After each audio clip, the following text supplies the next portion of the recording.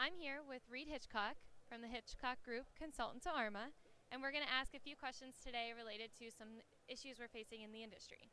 So do you see as the number one issue that we're actually facing in our industry? Well, really, it sort of pairs together. There's a couple things. You've got a shrinking pool of expertise in the industry. The industry is getting older. This is a long-established industry, but we're not seeing as many young people come into it.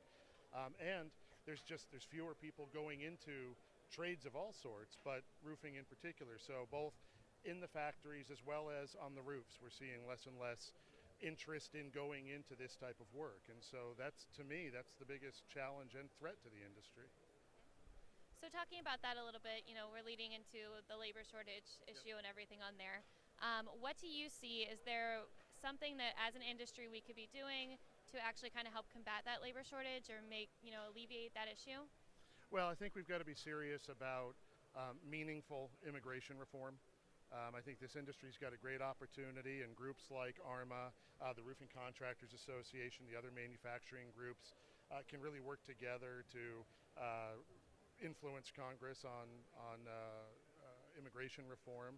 I think there needs to be more effort to educate young people about earning a good living in a very prosperous industry like roofing. And that kind of leads me into my final question for you. So you talked about educating and getting people involved in the industry. How do you see that we can start to educate people and bring in new talents? Well, I think starting with things, I'm on social media a lot, and I see like programs like SOPREMA has with the scholarship programs, more encouraging people to get into the industry through funding education for top talent.